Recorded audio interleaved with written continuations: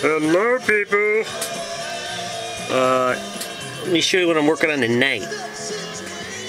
I started some new projects, crazy projects. I haven't finished the Bone Shaker Astrofunk yet, but there it is, sort of mocked up.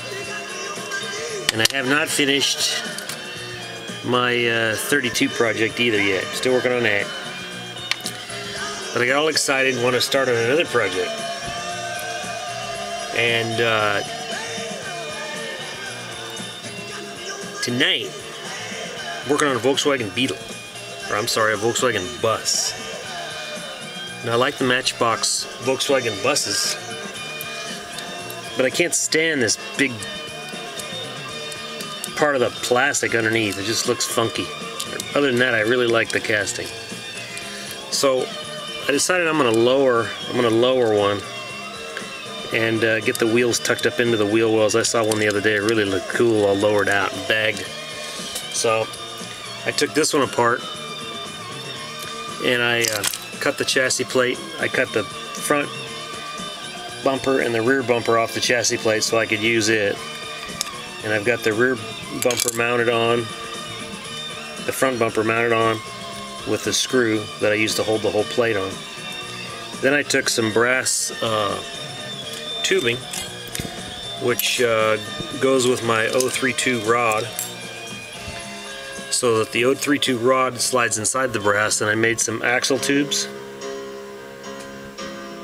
that fit. And I'm using just the interior tub, and I drilled holes in the tabs that actually hold the wheels in place in the chassis. On the chassis plate, I just drilled holes in those to raise the wheels up into the wheel well to give it a lowered look. So once I got the tubing in there, I took my grinder and ground like half of the tubing away to expose the inside of the tubing, so that when I slide, let me show you. I should have all this stuff ready, but I don't. I'm just like, I stink that way. Here, we'll use this, and we will use all that. So what I use is I'll cut a wheel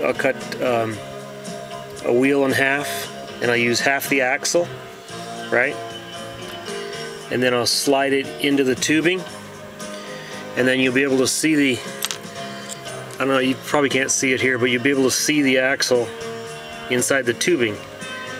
So you're going to have half an axle on this wheel, half an axle on that wheel, and then the seam will be right in the middle, and you just put a tiny drop of super glue gel and hold it into place. Now I've glued the axle tubes in already with super glue, and I've just mocked up a couple of wheels, so here's what it looks like. Looks pretty cool. Look at that. And the wheels roll. Had to do some serious grinding on the interior tub, and but it looks pretty cool. All it needs now is a coat of paint, and to put the rear bumper back on it, I'll probably use some epoxy or something for that, so that the rear bumper will go back on. So the bottom is just be plain plastic. I left the little part of the bottom of the engine on there just to give it some interest. But there you go. And so I'm going to just scrap that. Don't need that no more. Another one I'm working on is a Metro Rail. A Metro Rail. I like the casting, but it's too long. So I want to make a stock Metro Rail. So it took about, I don't know, yay much out of it. I think I got to take some more out.